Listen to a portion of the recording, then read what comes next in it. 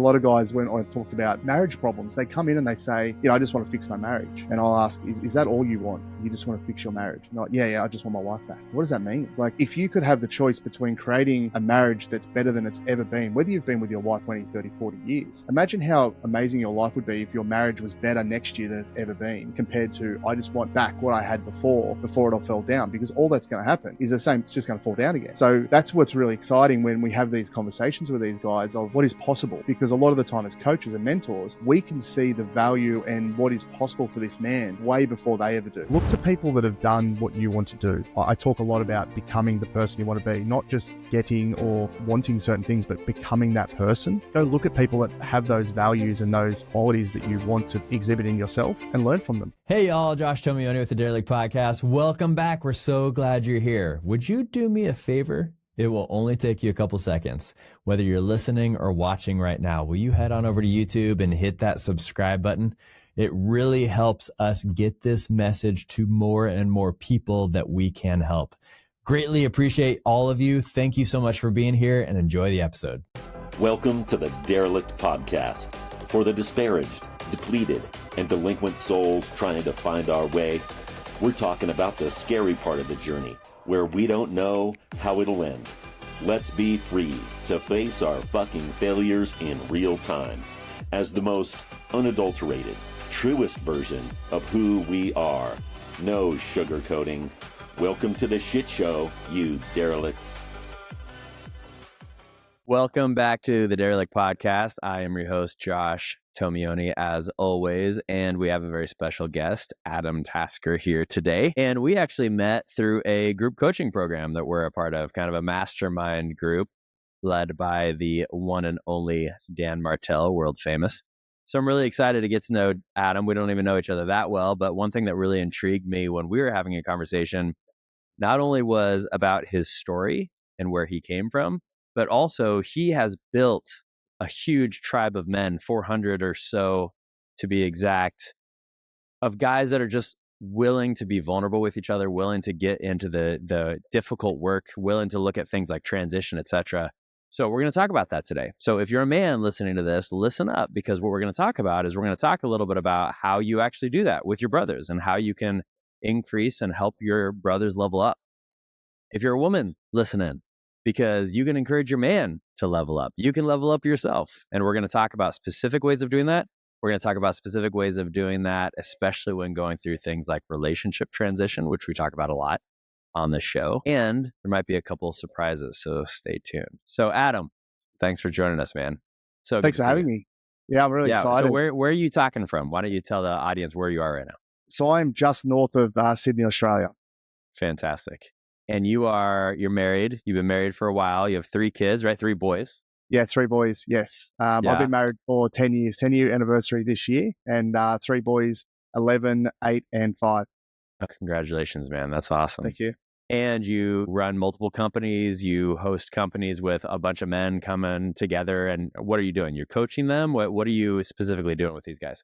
Yeah, so we run a program specifically for fathers, and basically they're coming together to become a greater version of themselves. They've realized that, there's something in their life that's not working. A lot of the time the trigger is their marriage. There's problems, there's troubles, but also we get guys all the way on the spectrum of just knowing that they deserve and need something more in their life that they're just not sure how to get to. They're doing the day to day, and I'm sure many men can resonate and understand this is, get up every day, you go to work, you do the job, you come home, you provide for the family, but there's something missing. That you're ready and needing something more and just not quite sure how to get there. So we work with all of those guys, like I said, specifically fathers, but as long as you're a man that wants to become greater, we can work with you. That's awesome. I love that. And, maybe let's just start the conversation with this, because I bet you would agree with this as well. And that is, we're both coaches. We both work with men. We both are really passionate about men becoming better men, better fathers, specifically in your case. And what I also, heard a little bit about your story before when we were talking before is that all 3 of your kids also have some challenges, right? They're on the autistic scale. They have some ADHD, some other things going on, right? Yeah, man. It's and that was kind of my, gateway into becoming greater, becoming something else, because I realized the version of who I was at the time wasn't capable and wasn't prepared to become the father to those boys that they needed. You know, I grew up in an environment where the best thing you could hope for was getting a job and getting married and having kids. That was it. That was the ceiling. So as long as you had a full-time job, you were good. And I realized that, especially when my first child was diagnosed, I realized that wasn't good enough, because the version of the person I was couldn't provide, couldn't support, and couldn't lead my family the way I needed to. So that started my journey in becoming greater. And it's taken a long time, you know, and I'm still not there yet, not even close, but at least I have a path now. I have a game plan to become that version of myself that I need to be. Brother, thank you also for saying that last part again, because I struggle with this a lot, and I know a lot of guys that listen to this podcast too as well. And that is, it's not like just because we coach men, you coach men, I coach men, it doesn't mean we've arrived, right? That's right. It doesn't mean we don't still have struggles and failure. Or maybe you don't. I don't know. I do. Definitely do. Yeah, and this is the I guess the interesting part of life is understanding that it never ends. It absolutely never ends. I'll be 70 years old still trying to find the next goal or the next little part of my journey, because as soon as you settle, then you've stopped, and the world and everything else will pass you by, whether it's physically, emotionally, in your relationship. The minute you settle and stop and realize that, you know, you'd sort of tick the box and go, I'm good, life will come and get you. Life will come up after you and go, hang on, there's another challenge that you need to face. And we're always being tested by the universe and by other people. So we need to make sure we're always improving. And have you had that experience before where you felt like you just kind of settled and then something came and kicked you in the ass? Oh, always. It happens probably yearly, where, because this is the beautiful thing, we grow into a certain version and then we go, yep, awesome, I'm feeling okay right now. And then all of a sudden something from the blind side will come and you go, oh, hang on, I need to learn a new skill. Like even in business recently, I've never been a finance person. So that's been something I've handed to someone else. And we got given a challenge that was someone dropped the ball. Okay, now I need to learn that side of the business so that I can provide and be that version. So family's the same. When my sons were all diagnosed with autism, it's like, wow, there's a big challenge. And for a lot of us in life, we kind of think, isn't what I've got good enough? Why do I have to try again? Why do I have to learn this? Why do I have to be faced with this challenge? Why me? You know, Josh over there is doing great. Why doesn't he get these things? The sooner we realize that everyone gets these challenges, even our mentor, Dan Martell, I'm sure he had cops challenges every day, but he just faces them. He becomes who he needs to be, and he grows and he faces them. Yeah, man, I don't know about you, but I don't want to mentor a coach or anyone in that arena that doesn't have problems, that isn't struggling, that's not fighting through, right? Yeah. That doesn't have days where they just want to say, fuck it, I just want to sit on the couch all day, because that's human, right? It is. And we get guys, like you said, we've got 400 plus members at the moment, and some of our coaches, because we've got a coaching team, some of them will say, I don't know how to help this guy because he seems like he's got everything. And I just say to them, you just got to dig deeper, because on the surface level, especially as men, and you know, we want to present that front that everything's good. But if they're coming to us for a reason, we just need to dig till we find that reason, because it's always upstream, right? The symptoms might be the marriage, things are breaking down, but upstream, it could be some anxiety or some trauma that we haven't addressed, or communication issues, or some skill that we don't have. So we always just go upstream to find the real source of the problem. And that's where we work. We don't necessarily work on the symptoms. Yes, there are times where things are reasonably critical and we need to actually address what's happening. So if my wife and I are always arguing, what can I do right now to help alleviate that and reduce some of the stress? And then how do I go upstream so that I cut it off at source, whether it is a miscommunication or misaligned values or misaligned goals, whatever it may be. We try to sort of work in both arenas.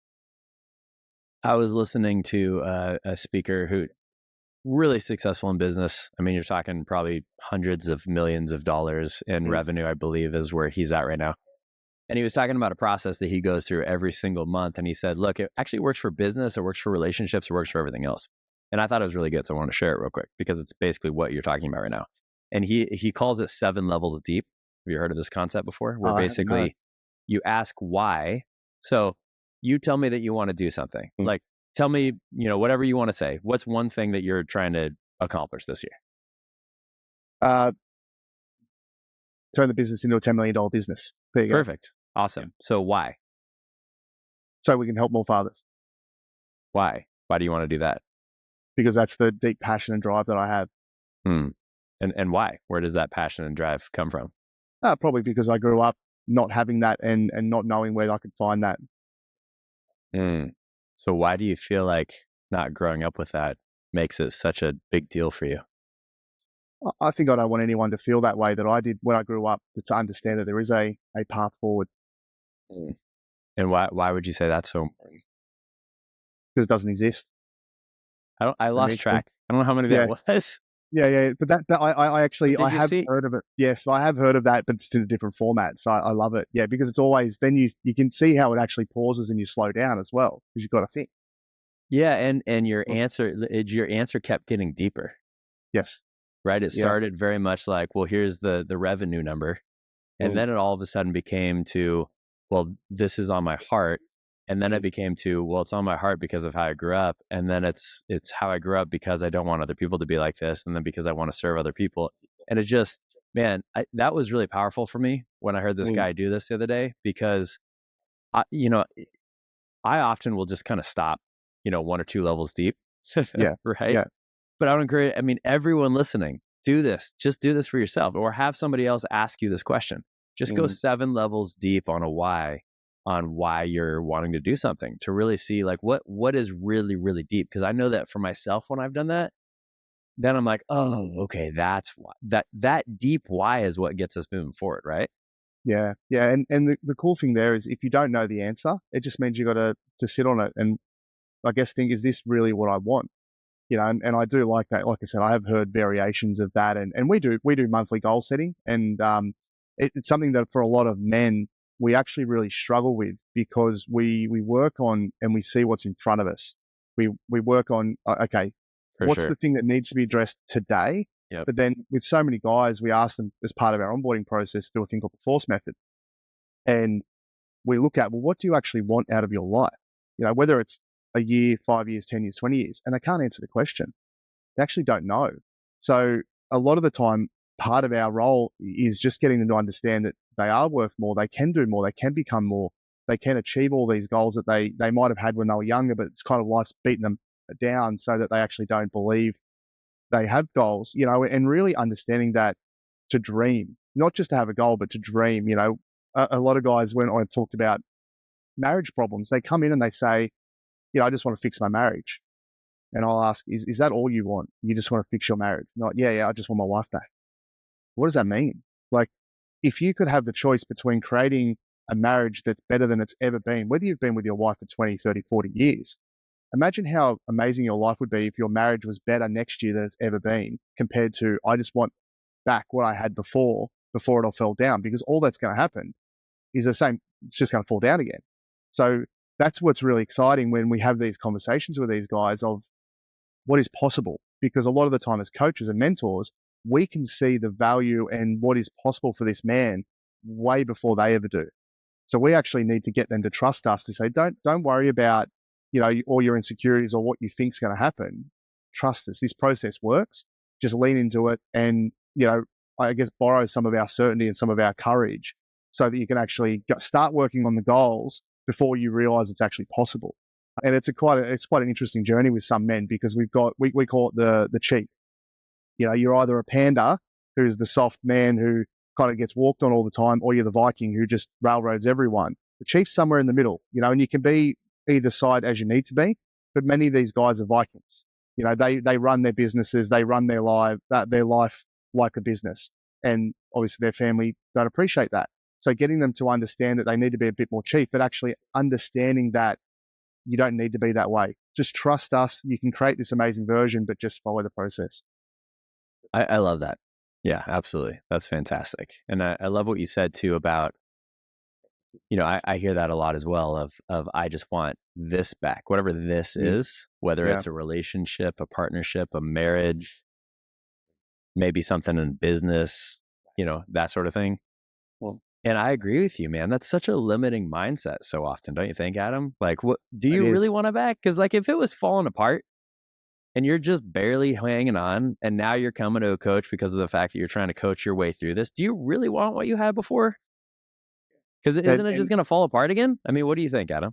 Well, they want the safety, they want the certainty, and that's where we find so often is a lack of certainty causes that anxiety in life. but we don't want to create the certainty, because the only way we create it is by doing the work that we haven't done yet.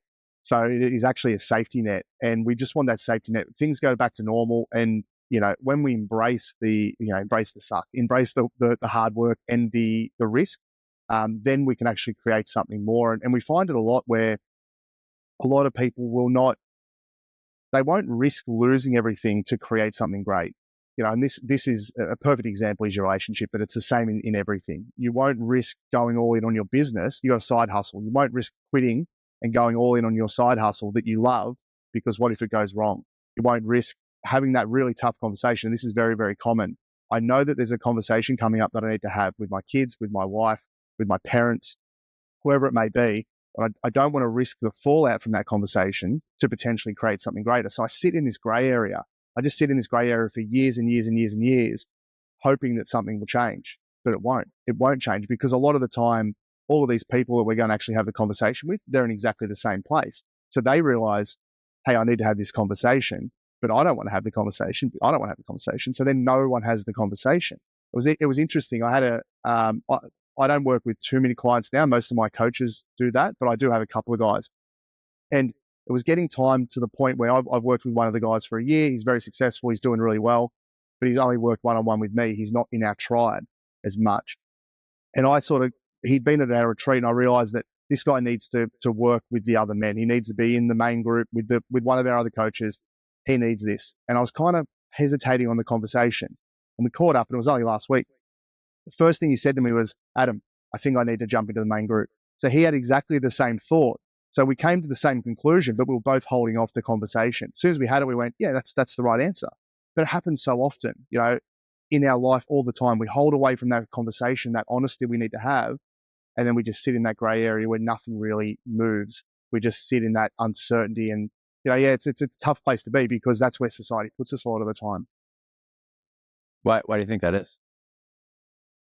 Well, you can go deep with conspiracies and the government and all this sort of stuff, which I think there is some elements there. But I think with society, because every time somebody tries to improve themselves or grow, everyone around them has to hold a mirror up and understand that, do I align with what this person's doing? For myself, I quit drinking 3-4 years ago, and I was a heavy drinker. I was a partier. So I played local sports. And that was our culture, very much, especially where I grew up and where I'm on the Central Coast near Sydney. The culture is drinking. So if my identity now becomes I'm a non-drinker, because it wasn't I'm trying to quit drinking, it was like, no, I no longer drink. That is my new identity, who I'm embracing, because that's who I want to be. Everyone around me felt like I was judging them. Everyone around me was like, sure. you're you're better than just one drink, man. It's not that big of a deal. Just have one. I still Join get it. the club. I still get it. And what it means is, because if I have someone around me, flying to the moon, they're just doing great things, they're killing it in life, all that sort of stuff, then I have to look at myself and think, well, what am I doing? Literally, what am I doing with my life? And people don't want to face that. They do not want to face that that realization that I am meant for more, but I'm not actively pursuing it, and it's scary. So then what I do, I push it back on you. You think you're better than us. Who do you think you are to put this onto me? And I'm sitting there going, I'm good. Like, I actually don't mind. Like, you do whatever you want. Like, if you want to go and take drugs and, party and destroy your life, not my problem. I don't judge. I judge actions at times, but I don't judge the people, purely because it's not my life to live. But also, I know when I'm 70, 80, 90 years old, I can look back and be proud of who I am. If we don't actually face that, obviously we end up getting to the end of our life and regretting, which I'm not prepared to do. Yeah, I get that. I mean, change is hard, right? But as we often talk about on this podcast, choose your hard. Yes. Right? Change is hard. Yeah. It's also hard when you don't change. Yeah. Right? I mean, it is. Right. You just choose which one's going to be more difficult. And this goes back to, you are the people you surround yourself with. And one of the things that I've learned in my life that I've found to be really helpful when thinking about it. So let me back up. One of the things that you said, I think, was really, really key. And that is that I think it's also really easy to try to start judging those people. Don't you think? Like, even if I just want to not drink, or you just want to not drink, and you don't care if they drink, they're still going to be judging you. And I think at times, if I were in your shoes, it's also easy for me to judge them, not in the fact that they are still drinking, but more in the fact that they're judging me, right? Like I'm judging Yeah. them for judging me. It's the cycle. It's a But cycle. also, Yeah. it's very, you got to be very careful when you're in our space, the moral superiority of, well, I know all the answers. And I've gone through this where early days when I was coaching, because I always had a passion for helping people anyway. I coached local sports. And so when I came into this space, I thought I'd figured it all out in a degree. And this was a very short amount of time because I had to learn very quickly. But there was that element of, well, now I believe that I have all the answers. So why isn't everyone listening to me? Why are you're not doing this? But I had to sort of reframe in my own mind that I'm just here to serve. And I truly believe this, that I'm here to serve, but you have to choose to be served in this way. If I've got a gift to give, you want to receive that gift. If you're not willing to receive that gift, that's okay. And I can still love you and I can still have compassion. Yes, there will be some distance because I don't need to be involved in what you're involved in, but I can still, really care and love these people, even if they're strangers, because then it allows me to frame it in the right way that there's no expectation and assumption. And this is something that we talk about a lot on the inside at HPF, of assumptions and expectations of how we believe other people should behave. And this is in all relationships, whether they're close or not, is, Josh, we're on a podcast now. If I have an assumption of how you present your podcast and I'm rigid in my belief, all of a sudden we're off track and I'm getting frustrated because you're not saying the things that I think you should say and vice versa. And it breaks down. Whereas if I have no assumptions, if I don't expect anything from you other than just for me to be open and it goes where it goes, but also however you behave and who you are, I'm completely accepting of that, then we can work, then we can build something together. But if we are so rigid in our belief of how we believe other people should behave, alcohol, drugs, partying, if I believe that everyone should cut that away, well, then I can't work with that person. I can't have a connection. And it makes it really tough to live in society. So you have to have that compassion and understanding, but also remove the expectations and assumptions. I think that's really good too, because, whenever I go through a phase in my life, and I'm sure you probably relate to this as well, but whenever I go through a phase in my life where I feel like I'm in a really high growth phase of whatever, business or finances or spiritual, physical, whatever. And I go like this. So I'm not saying I'm always like that. I wish I was. Yeah. But when I go through those phases, I often find that you can tell really quickly who the important people in your life are that are going to go with you and who aren't. Right? Yeah. And it's not a matter of me being better than them. Like I've definitely thought that in the past. Don't get me wrong. Trust me, I've fucked that up before and been like, oh, look how much better I am than you. But if I'm living in a clear, good state and a good mental space, it's not about me being better. It's just about like, no, I'm going here with my life and you're here with your life. And there's nothing wrong with that. And then I have a choice, right? Do I do this and still just to spend as much time with this person? So drinking, good example, right? Yeah. If you are hanging out with a bunch of people that are getting drunk every single night and you don't want to drink anymore, you have a choice. Are you going to keep going to the bar? Because they're going to go to the bar no matter with or without you. So are you going to go to the bar with them every single night and just sit there drinking your club soda, which I often do in bars for that reason, right? Or are you going to stop going to the bar? Yeah. And that's a difficult decision. Let's actually talk about that for a second. How would you encourage people listening to this podcast to think about that? So if they're, again, it's not an ego thing. It's not I'm better than you. It's just I'm going through this transition. I can tell this person doesn't want to go to this level of growth of whatever it is that I'm going through. How do you deal with that? How would you coach people through that? Yeah, I guess for me, it's a process and you have to be very, very clear in what you are trying to achieve. So that's where the goal setting comes into it, especially that why. Why am I doing this? Because can we use your stopping drinking as an example with whatever you want to share? Absolutely. Like what was your why? My why was health, but also time and the environment that I was surrounded with. So there was a number of whys. It just did not, it was the obvious answer. The first, because I joined the program in 2020. So I joined with the founder very, very early days and he was my coach. And the first thing that stood out to me was the very obvious choice of quitting drinking because it in no way aligned with my goals. And this is where you've got to be very definite and certain in what you want to achieve, because when we're tested, which we will be, that we have to be holding on to our goals. So a really simple question is, does this serve me? Does this serve the person I want to become? So drinking was an obvious one because A, health-wise, B, I'm spending time, I'm going to the bar till 3 a.m. in the morning. So I've got to get up and take my kids to sport and I'm hungover. Am I enjoying myself? So all of those things were really obvious, but also the time that I'm spending, is that time better spent building myself, working on myself? At 8 o'clock at night, could I go for a run opposed to being drunk? So they were obvious ones, but then the deeper level was the relationships I was building around that. You know, I used to have them. I used to have drinking buddies, right? And I had to analyze those relationships and realize that is the only thing in common that we have drinking. Oh, harsh, man. That's such a good question, though.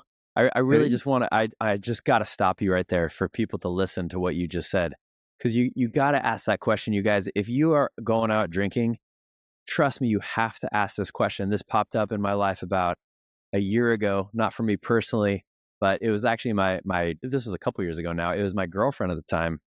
And when she stopped drinking, this was something really harsh that she had to go through, where she was like, man, are these people just like my friends because I'm going out drinking with them? Or are they actually my friends? That's a hard one, dude.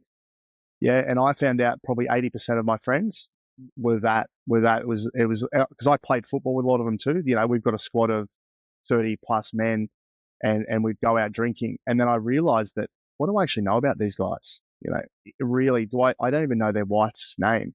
I don't know the kids' names. They don't know mine.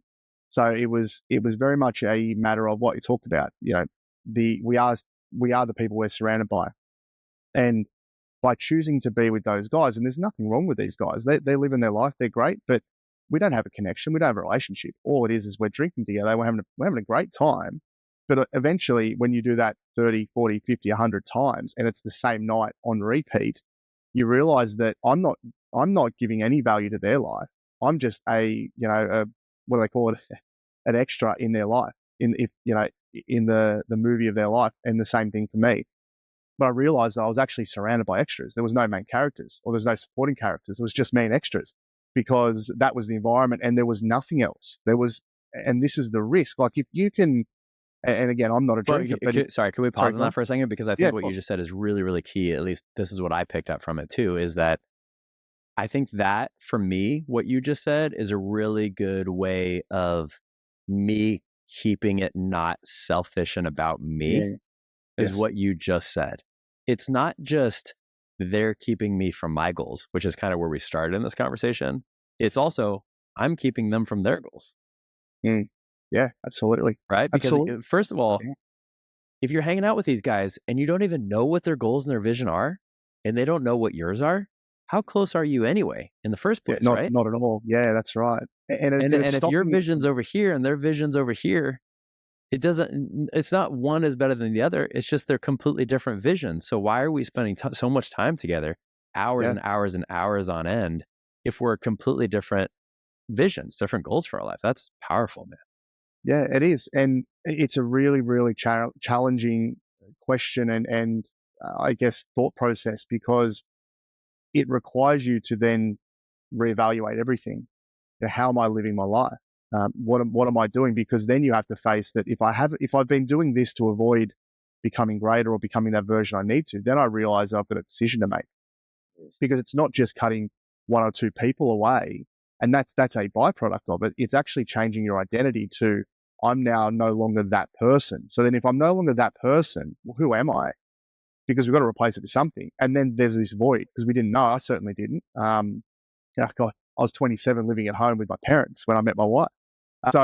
When I had to face that question of, when we talk about my son, the reason I was on this journey was because I had to step up for him. When I analyzed all of this, there was nothing there. Like when I looked at, well, who am I? And it's the toughest question we can ask ourselves. Who am I? Not what do I do? Not what do I want? It's like literally, who am I? There was no answer. Like, I don't know. So that's what I had to find out, which is a really, really empowering journey to be on, but it's a very scary one too, because what if I don't like that person I am? What if absolutely, bro? And the thing too, the thing that's the scariest part about that journey, about asking who am I, is that only you can answer it. That's right. Right? No one else can answer it for you. And They'll I just try. think of, it's one of the things that we talked about that we said we were going to talk about at the beginning of the episode, which I think is a good time to bring that up right now. And that is transitions in our lives. And I think of every transition in either my life or people that I know, whether it's a relationship transition, like a divorce, or it's a business change, or maybe it's, your kids are leaving the house, you're becoming an empty nester, you're retiring. I mean, it doesn't matter what it is. Retiring is what I was going to say. Doesn't matter what it is. Every single one of those transitions, one common thing that I see that people always ask themselves is, who am I? Especially if a lot of identity was wrapped up in that thing. Yes. So I dealt with this several months back when my girlfriend and I broke up. Like, who am I? I'm no longer blah, blah, blah's boyfriend. Or when I went through my divorce, I'm no longer blah, blah, blah's husband, right? Or my kids haven't left the house yet, so maybe that'd be different. But when my first kid was born, it's like, oh, I'm no longer single Josh. Oh, now I'm no longer just married Josh. Now I'm like dad Josh, right? Like all these different things. I've noticed that, at least for myself, when I wrap too much of my identity in that thing, it becomes harder and harder when that thing transitions. Yeah. It's a really interesting, because we're all going to go through change. It is going to happen. And a lot of the time we allow other people and other things to dictate what that means to us. And the reason a lot of people struggle in their transitions is because they have lack of control over that transition. They don't know what that journey actually looks like. We talk about goals, we talk about goal setting, but if you understand who you are to other people, and this is really important, I'm a husband, I'm a father to 3 children. So who I'm as dad to all of those children is different. But if I've got an understanding of what they see in me and who they need me to be as a father, then I can work with that, in a business, as a mentor, all of these things. So if I understand who I want to be in each scenario and what I want to achieve out of life to grow into, it makes my life easy to transition, because then when there's a misalignment, I can focus on that and then work out, well, what does that new version of me need to become? If it is a divorce, or if it is a really traumatic thing, then I can work out, well, okay, whether it's in my control or not, whether the divorce or the split, who do I need to become? And this is something that a lot of our guys struggle with. Their wife's initiated a split. So they fall down and say, I just want my wife back. And I say to them, well, let's just take a step back, because that's her decision. So you can't force or control that decision. All you can do is focus on yourself. So you become the greatest version of yourself, but then you learn the skills to, how do I become a co-parent? How do I become a great single dad? So there's a shift in your mentality, so that instead of just saying, well, how do I just focus on the marriage and cling and control that? Let's just let that go for now. You don't have to, you can still have hope, but how about I just do the best thing I can with what I'm given and become this great version and transition into a single dad? And generally what actually happens is, and the wife splits, right? And because you're not the person that she thought you could be or wants you to be. So if you become the person you want to be, and you get fit, you get healthy, you do all these things to become greater and happier in yourself, if that's the version that your wife saw that you could be, she now sees that anyway, because you're still connected, you're still parenting the children. And then she goes, oh, wow, that's all I wanted. Now you're more attractive to her, and potentially she comes back. And we see that a lot, where guys will leave, they'll go and work on themselves, they'll do the work, they'll become great parents, they'll become happy in themselves. And then the wife's like, oh, I want that. I don't want anyone else to have that. And she comes back. We've had one guy that he moved out for 6 months. They were done. She's like, I am done. I don't want a bar of it. And then 6 months later, he lost a bunch of weight. He was just doing great things. And she's like, yeah, no, get back here. So it does happen. And just to speak for all the divorce guys out there, or the single guys out there too, I'm going to say the other side of that also, is that if you're going through that and then you become the version of yourself that you want to be, with your goals and morals and vision and belief and everything else, and you're becoming a healthier version, and she doesn't come back, that's also a good thing. Just remember, we're not just saying, I don't think that you're saying this. I just want to point out though, it doesn't just, you're not doing it to get the other person back. You're doing it to become the best version of yourself, because that was my story where she initiated the divorce. I then went and healed myself and worked on myself and everything else and became the version, and I'm still continuing to become the version of myself that I want to be, but I did a lot of work during that process. And she didn't come back, and that was a good thing. It was actually, Yes. it was good. We're better separate. Yes. So That's the other. I That's the other love that, side. Adam, because the point is like, there's a lot of conversation sometime around like, well, that's selfish and, self-centered. And well, it's not though, because we're doing it. People are doing it. You got to go work on yourself in order to accomplish what you want to accomplish, especially if it's focused on serving others. Yes. Right? Like I want to be the best version of myself. So not only just for myself, but for my kids, for the guys that I coach, for the people that listen to this podcast, like they're going to get something different out of our conversation today if both of us are coming in with a good state and we're healthy and we're working on ourselves. Then if we're not, man, like if we just came in here and we were just like miserable at life and everything else, no one would listen. Like why would they listen? Yeah. And that's the flip side of the coin. Even talking about relationships is when you work on yourself, you can actually see what you want. Too often we see a person and say, that's just, I just want that. And then we don't actually realize what they're bringing to the table either. But you can only ever have that, I guess, mental authority in a relationship when you've done the work. If I was on the lounge every afternoon watching TV, drinking beers, and I told my wife she needs to get better, how do you think that's going to go down? Yeah. Whereas if I can be the paragon of the family and the leader and just nudge my wife and say, hey, I've noticed you're drinking a little bit more. Is everything okay? Then I can course correct and I can support her in seeing and, going towards her dreams rather. But if I don't have that for myself, I can't do that. And you're right too, with a lot of guys, yes, a lot of guys do get their marriage back together and they create this beautiful relationship, but quite just as many don't, because what they do is they realize that actually that person that I was with is no longer now the person that we're meant to be together. And that's okay as well, because they understand that, like you said, working on themselves and becoming who they want to be, they realize that that's okay. Like there's actually less trauma around it because the wife's realized, hey, we're not meant to be together. He realizes we're not meant to be together. Let's just work together to become great co-parents. And then you create this beautiful, positive, co-parenting relationship where both partners can split and then go be happy. And then ultimately the kids get this amazing, family dynamic that, yes, it's a broken family, but they're still getting positivity and love from more sources rather than the fighting. So it's really important that everyone out there understands that. It doesn't have to be one or the other, but it always comes from the source of doing the work yourself first so that you actually have clarity on what you want. And you're right too with if the cup's not full, if our cup's not full, you can't pour from empty cups. And we use the analogy of, cups of family, self, and service. If my self cup is empty, how do I pour anything into service and family? So, if you're at 40% capacity, you can only ever give 40%. So 20% for family and 20% for self. So you must be selfish in that becoming the best version of yourself, fit, healthy, clear, goal-oriented, all of those things so that everyone gets a better version of you anyway. The selfish tag's really challenging for me to accept because it's selfless as a sacrifice, and you don't have to. I exercise, I do all these things, I do reading every day, and every now and again I'll get challenged by my wife on why are you spending so much time doing that? And I look at the quality of time my family get. Yes, the quantity may not be as high, but the quality of who they get, the happy, healthy, excited father who, we went to a theme park last week and I was on the rides with them all day. I was running around with them, 8 hours straight.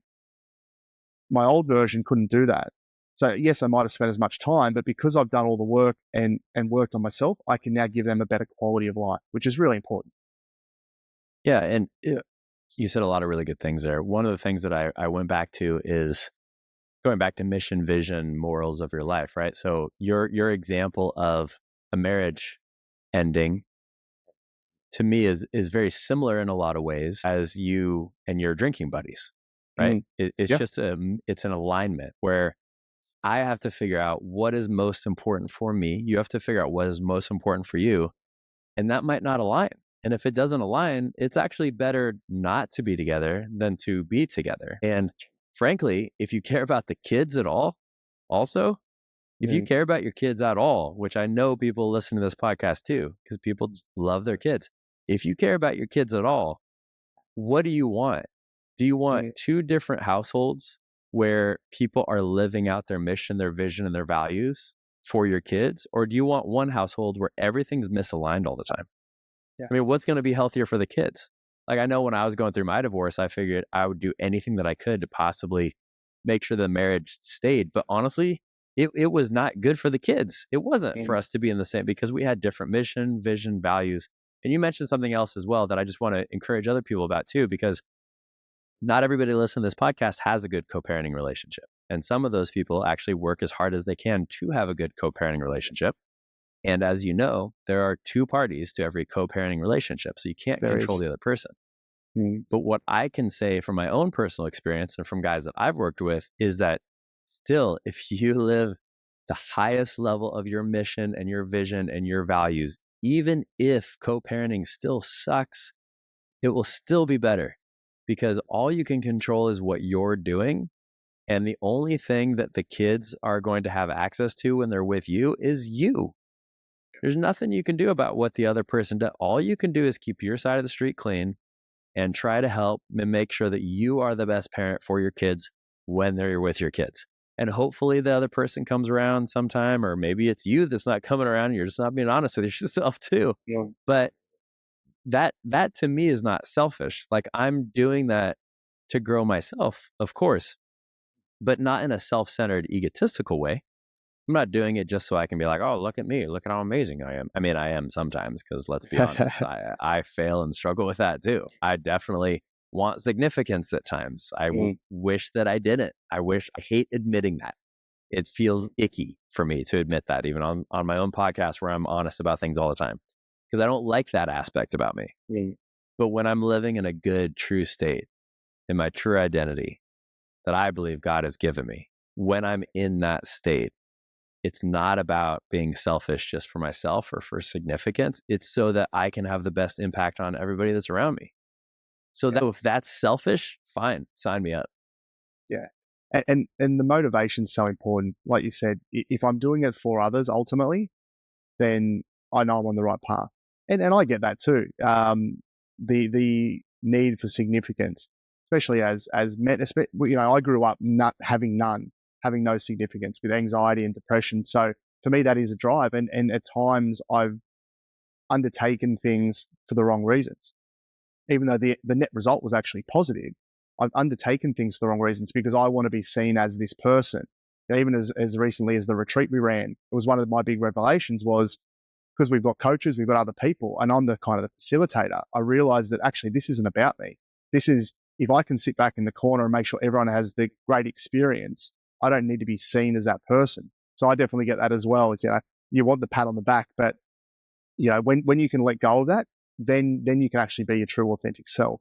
And that's important, because you always sort of question, again, we're talking about questions we can ask ourselves. Just ask what's motivating me here? What, if I'm about to make a decision or do something, why am I doing it? Is it just to be seen? I want to go help out my kids' sporting team. Is it because I want to be seen as the dad that does that? Or is I just want the kids to get better and have a great experience? It's a very subtle shift. But I think we've gotten off track with the marriage stuff. Well, no, but let's talk about it again for a second though, because there was something also that it was kind of like a light bulb moment that I had the other day as well. And I was thinking about the aspects of me that are seeking significance. Mm-hmm. And then I was trying to be really honest with myself. I was like, okay, but what do I really want? And what I really want is love and connection with people. Mm. I want love and connection with my family, with my friends, with my kids, with the guys that I coach, with everybody, right? Like, that's what I actually really want. I don't really want significance. What I really want is love and connection. And then you know what I realized, Adam? If I show love and connection to the world, guess what I get? You get it back tenfold. And guess what else I get? I get significance. So you get significance as well. Yeah. Like, that's an actual true significance, is like, no, I'm just giving love and connection to the world. That's the actual significance I want. I don't want the fake significance like on social media of like how many followers I have and all that sort of stuff. Because at the end of the day, that doesn't actually give me love and connection. But if I get love and connection, I actually get the significance I want. Yes. Yeah. And it's interesting. You hit on when you want something, love and connection, the best way to get that is to give it out. We talk about this in relationships all the time. I want my wife to listen to me. First question I ask is, well, how often do you listen to her? How well do you listen to her? Good. Yeah. And that's what we work on, build those skills first. And then you'll get them back because you're modeling the behavior, especially with our kids. we don't tell them to behave. And then it's like, well, how, my kids don't listen to me. They always interrupt me. Well, how often do you interrupt them? And then you go, oh, actually, all the time. Well, then why would they? So it's really interesting. The significance. I think it was just real quick before it exits my ADHD brain. I'm pretty sure it was Gandhi that said, "Be the change you want to see in the world." And that, it's maybe a little cliche at this point. Maybe people have heard it a lot, but I think it's really amazing because if you want, to your point, if you want more love in your life, go love more people. If you want more connection in your life, go connect with more people. If you want more significance in your life, go make other people feel more significant. Yes. Yeah. Yeah. And what actually happens, I mean, and obviously I'm in a very privileged position of, being a mentor and a coach. You get the significance without even asking for it because you're just, people will come up to you and go, thank you so much for that little thing. The thing that you've dismissed or you've done, and they're like, you have no idea how much that meant to me because you just, to be of service. There's something that I'm very, very passionate about for the reason of, if I'm of service and I'm genuinely of service, I'll get all the significance that I need and want and all the connection. But I don't even need to seek it. It's just there because I'm immersing myself in that environment. And it goes all the way back to those, editing and auditing your relationships. If there's no intrinsic value to each other, and this is in a cynical way, but if I'm not adding any value to their life and they're not adding any value to mine, how can there possibly be connection? How can there possibly be any sort of significance? But you're spending so much time in those environments. And that's where the biggest challenge for a lot of us face is in our relationship, because it's actually very similar for a lot of times. How much value am I actually adding to my wife's relation, my wife's life? Yes, I'm providing, I'm putting a roof over their head, but am I helping her grow? Am I helping her achieve her dreams? All of these things that we actually don't address. And then we get to a point in life where our kids all leave and then we go, well, actually, I've got nothing to offer you. You've got nothing to offer me. See you later. And then that transition happens. I think this goes back to the depth of the whys that we were talking about earlier too, yes. Right? Like there's also the depth of the connections. I mean, maybe the very surface level connection is, me and my wife, we want to be connected because we get along well and we have kids. Okay, well, that's not very deep and it's not going to last very much. Yes. And then it's digging deeper into like, well, what does actually connecting with my wife mean? Does that, you said it earlier about your kids. Is it just the amount of quantity of time that I have with my kids? Well, if I'm with my kids all day long and I'm barking at them and yelling at them and I'm on my phone and I'm taking phone calls and I'm completely distracted with work and I'm stressed and overwhelmed and everything else, is that adding connection?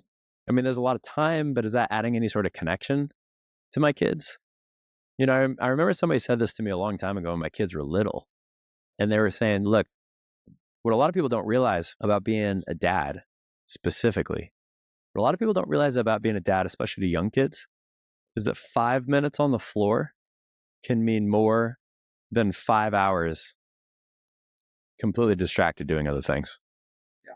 Just intentional 5 minutes, no screens, no nothing else, playing, building something, whatever, right?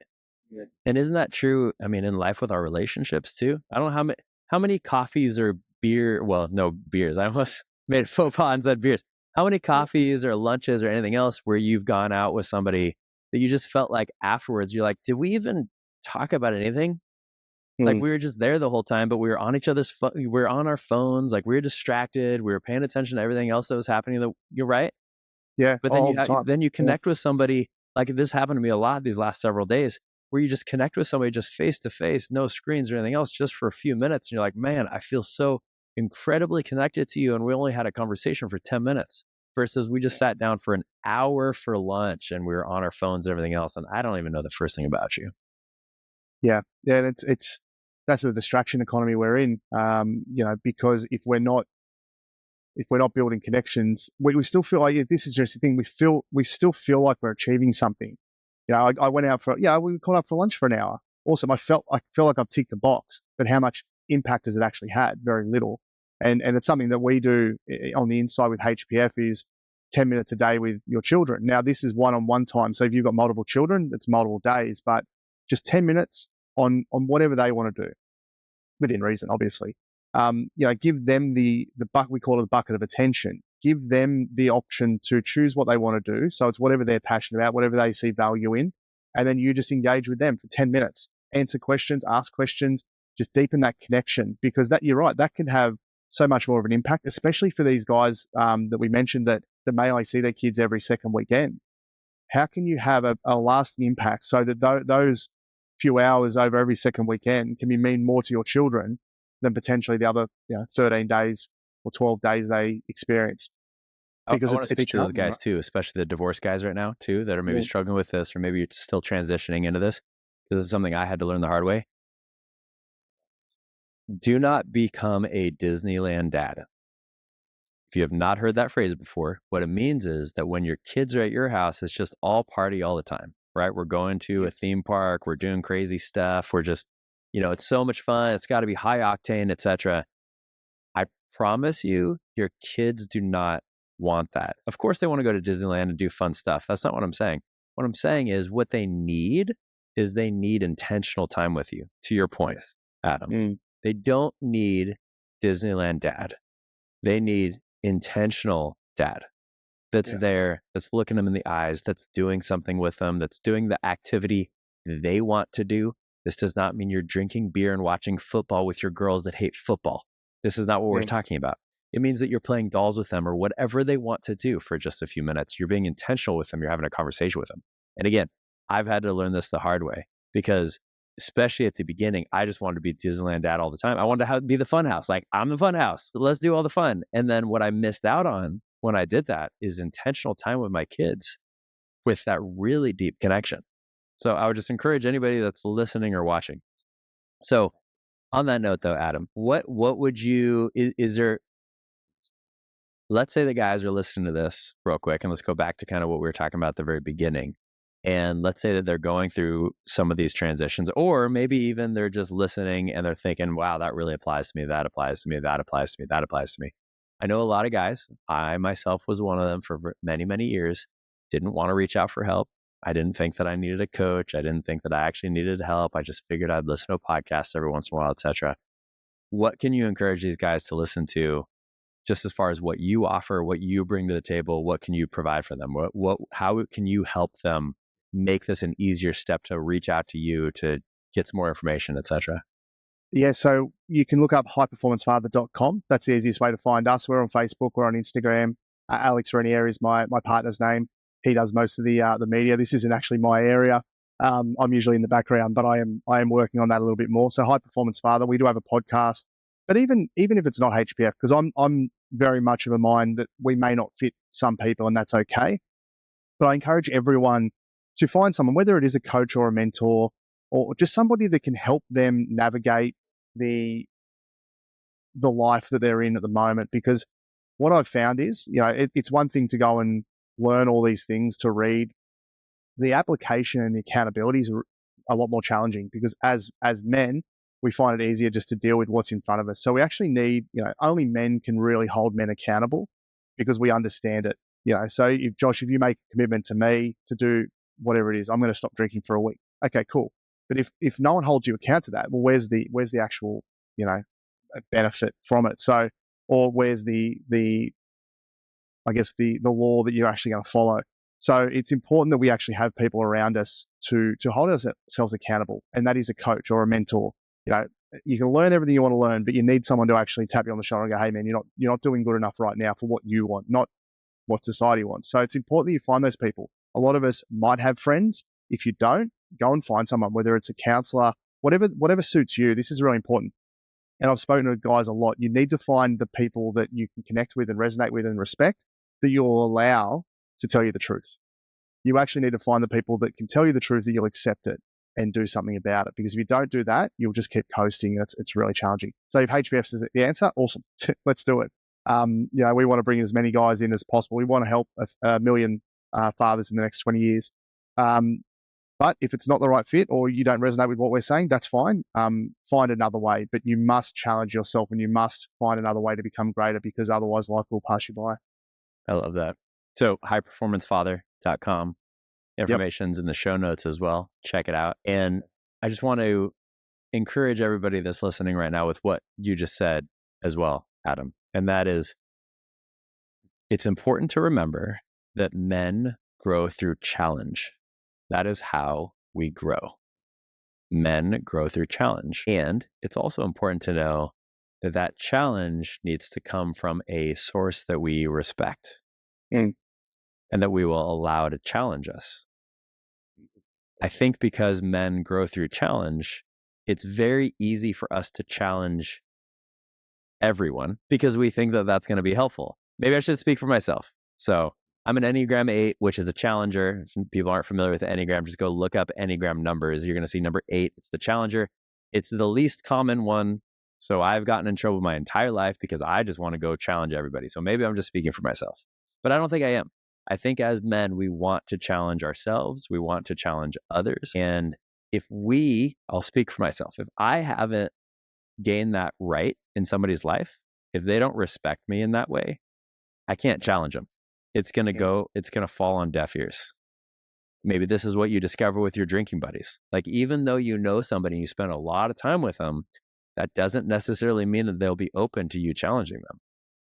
So I would encourage everybody listening to listen to that piece of what Adam said, which I think is really, really important.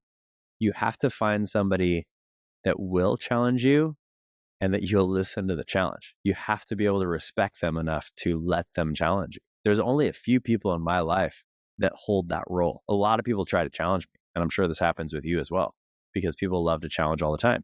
But there's only a few people that have earned the respect and the right to be able to challenge me, to where I try my best to not be defensive and hear, and when they speak, I'm like, I have to speak because I know that this person loves me. I know that they're challenging me because of that, and I respect them. And I know that what they're saying is going to be accurate. Yeah, and that's the deep connection. And that's the beautiful thing. When we build that deep connection, we can be honest. And one thing I do encourage people to is look to people that have done what you want to do. Yeah, absolutely. If you look at, we all have them. Dan Martell, perfect example. We both joined for that reason. People that have done what we want to do and they've become, and I probably haven't touched on it enough, but I talk a lot about becoming the person you want to be, not just getting or, wanting certain things, but becoming that person. Go look at people that have those values and those qualities that you want to exhibit in yourself and learn from them, because that's that respect. If I look at someone who's never bought an investment property and I want to become a property developer, why on earth would I listen to their advice? So listen to the advice from people you respect that have also done what you want to do and become who you want to become. Absolutely. I love that, Adam. And if you've made it this far and you're still watching, you're still listening, I'm going to give you one other kind of secret thing that I preface at the very beginning. If you send me a message and just put the word coaching in it, I will send you something for free on Mindset. Okay. So just put the word coaching, shoot me a message. You can put it in the comments if you're watching on YouTube, or you can send me a message directly. And maybe I'll convince Adam to send something in with that as well, if you send that to us. We'll work something out. That being said, sure. Man, is there anything else that you would like to tell men right now about kind of taking the first step with this? Oh gosh, there's so many things. I guess just back yourself, and that's the first step for anyone, is actually understand that yes, you are meant for more. If you believe you are, just take the first step. That you don't need to take 1,000 steps right now. Just take the first step. Reach out, call a coach, journal, write something down, write a goal down, whatever it is. Just get yourself moving, because once you're in motion, you can stay in motion. So just take the first step, guys. Don't overthink it. Just move one direction or 1% in a different direction that you wouldn't normally go, and see where it will lead you. I love that. Just take the first step. Well, thanks again, Adam. Appreciate you being on here. I've looked forward to getting to know you the last month or so since we met, and look forward to continuing to do so. Yeah, awesome, Josh. I really appreciate the opportunity to be on, and hopefully this is the first of many. Yeah, absolutely. So for everyone watching, listening, do me a favor. Go on YouTube, even if you're not on YouTube right now, and go click like and subscribe if you like the episode. Make a comment. Tell us something that you learned. Again, put the word coaching in there if you want something for free, or just let us know something that happened. Go check out Adam's website, etc. This helps us continue to grow and get in front of more men so that we can help you guys as much as possible. And again, we're not doing that out of some sort of superiority. We need just as much help as you do. There's a reason both of us know each other through our mutual coach. So just because we're coaches doesn't mean that we don't have coaches coaching us. Every single coach I've ever met, especially the most successful ones, always have coaches. And usually they have multiple, because we need each other. We need somebody for challenge and accountability and to help us grow to the next level. So again, thanks Adam for being here. And until next time, we'll see you later, you derelict.